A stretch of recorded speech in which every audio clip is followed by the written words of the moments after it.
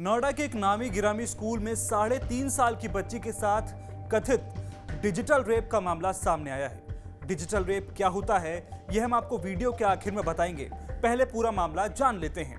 दरअसल पेरेंट्स का आरोप है कि स्कूल में काम करने वाले सफाई कर्मी ने उनकी बच्ची का यौन उत्पीड़न किया है। टीवी 9 संवाददाता सुमंत कुमार की रिपोर्ट के मुताबिक मामला 9 अक्टूबर का है। बच्ची ने स्कूल जाने से मना कर दिया। वो गुमसुम थी तो पेरेंट्स उसे डॉक्टर के पास ले गए। डॉक्टर ने चेकअप किया तो मालूम चला कि बच्ची के प्राइवेट पार्ट्स को चोट पहुंचाई गई थी। बच्ची से पूछा गया तो उसने आपबीती बताई। बच्ची का कहना था कि स्कूल में जो भैया प्लेट देते हैं उन्होंने 2 दिन पहले उसे कुछ चुभाया था, तभी से दर्द हो रहा है। साथ ही किसी को भी बताने पर मारने की धमकी दी थी। बच्ची के पेरेंट्स 10 अक्टूबर को सेक्टर 20 स्थित थाने पहुंचे। वहां उन्होंने आरोपी सफाई कर्मी नित्यानंद के खिलाफ मुकदमा दर्ज कराया। परिजनों की तहरीर पर नोएडा पुलिस ने आरोपी को गिरफ्तार कर जेल भेज दिया। आगे की जांच में नोएडा पुलिस ने क्लास टीचर और स्कूल के सिक्योरिटी सुपरवाइजर को भी गिरफ्तार किया और उन्हें लापरवाही बरतने और मामले को छुपाने के आरोप में जेल भेजा गया। लेकिन 19 अक्टूबर को जिला अदालत ने क्लास टीचर और सिक्योरिटी सुपरवाइजर को जमानत दे दी। इस पर हंगामा शुरू हो गया। पेरेंट्स में गुस्सा है। गुस्सा इस बात का कि इतनी महंगी फीस देने के बावजूद उनके बच्चे अब इन स्कूलों में भी महफूज नहीं हैं। घटना के विरोध में सैकड़ों की संख्या में पेरेंट्स स्कूल के बाहर इकट्ठा हुए। उनकी मांग है कि स्कूल मैनेजमेंट उनसे बातचीत करे, साथ ही जूनियर विंग में सिक्योरिटी के पुख्ता इंतजाम किए जाएं। न्यूज़पेपर से न्यूज़ से पता चल गया होगा कि यहाँ पर एक 3.5 साल की बच्ची को सेक्सुअली असॉल्ट किया गया है। वो यहाँ पर 4 अक्टूबर को हुआ। 10 अक्टूबर को ये बात न्यूज़ में आई है। ठीक है, 4 से 10 तारीख तक भी अगर स्कूल का प्रशासन हमको खुद ही बता देता, खुद ही इस चीज़ के लिए माफ़ी मांग लेता कि ये सब हुआ है, हम आगे की सिक्योरिटी अपनी बढ़ाएंगे, कुछ भी करके, पहले स्कूल ने ये बात छुपाई। आज मैं यहाँ पर 8:30 बजे से आई हुई हूँ। 15 मिनट का हम लोगों से वेटिंग टाइम मांगा जा रहा है कि 15 मिनट में प्रिंसिपल आ रही है, 15 मिनट में एचएम आ रही है। बल्कि एचएम ने तो ये कहा है कि ये न्यूज़ पेपरों में आएगी, पुलिस वाले आएंगे, 10 दिन हंगामा होगा, उसके बाद सब कुछ शांत हो जाएगा।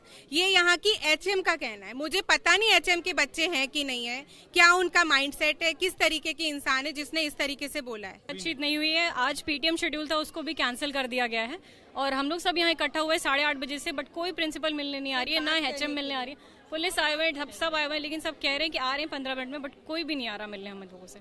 और सब परेशान है। पेरेंट गेट को भी खोल दे, एटलीस्ट हम अंदर जाके बैठ जाएं, एटलीस्ट वो भी नहीं कर रहे हैं। हमें बात करनी है कि हम मंडे को अपने बच्चे को भेजें, तो आप हमें आश्वासन देंगे ना कि इतने कैमरे लगे हैं, ये चीजें हम कर रहे हैं। कुछ भी नहीं आया है। अभी न्यूज़पेपर में ही आया है, जो 2 एक्यूज पकड़े गए थे वो भी छूट गए क्योंकि एविडेंस नहीं था, और एविडेंस जब तक हुआ तब तक ये सब कुछ गायब हो चुका था स्कूल में। ये सब जब चीजें हो रही है तो एक पेरेंट, मैं कह रहा हूँ जितने भी स्कूल हैं नोएडा में, एक पेरेंट्स कैसे विश्वास करे कि क्या हो रहा है स्कूल में। 3 दिन पहले मैं आया था, हम 20-25 पेरेंट्स इकट्ठे हुए थे। हमने मैम से बात की। मैम ने हमें क्लियरली बोला था कि पेरेंट टीचर मीटिंग 19 तारीख को होगी, कैंसिल नहीं होगी। तो ये जो मोलेस्टेशन की घटना हुई उसके बाद आप लोग चाह रहे थे कि प्रबंधन के साथ बातचीत हो, एक क्लैरिटी हो। बिल्कुल सर, मैंने उनको क्लियरली यही क्लियरली कहा था कि अगर आप बात नहीं करोगे तो कैसे हमें समझ में आएगा कि आप क्या कर रहे हो।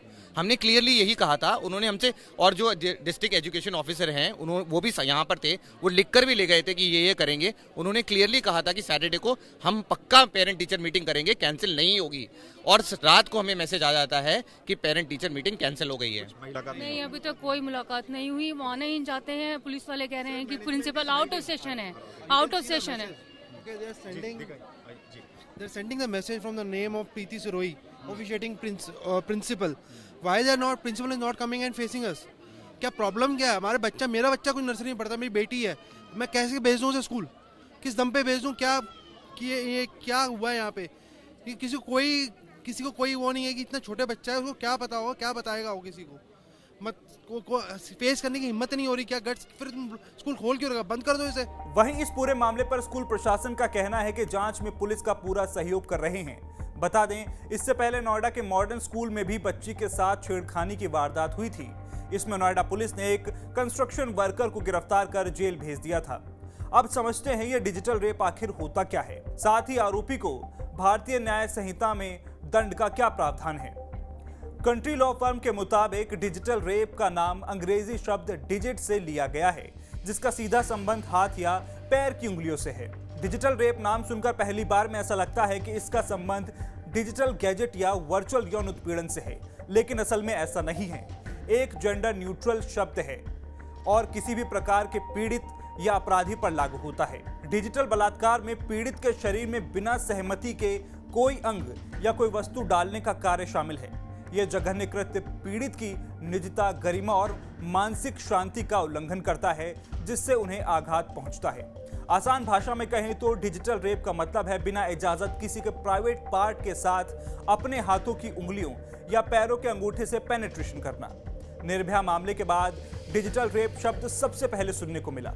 इसके बाद डिजिटल रेप को अपराध माना गया। उस वक्त इसे आईपीसी सेक्शन 375 और पॉक्सो एक्ट के तहत दंडनीय अपराध की श्रेणी में शामिल किया गया था, जबकि भारतीय न्याय संहिता का पूरा चैप्टर 5 रेप और इससे जुड़े दंड प्रावधानों को परिभाषित करता है। हालांकि मामला नाबालिग बच्चियों से जुड़ा है, इसलिए इसमें पॉक्सो की धाराएं भी जुड़ेंगी। फिलहाल इस वीडियो में इतना ही। आगे का अपडेट भी हम आप तक जल्द पहुंचाएंगे। देश और दुनिया की तमाम खबरों के लिए देखते रहिए TV9 डिजिटल।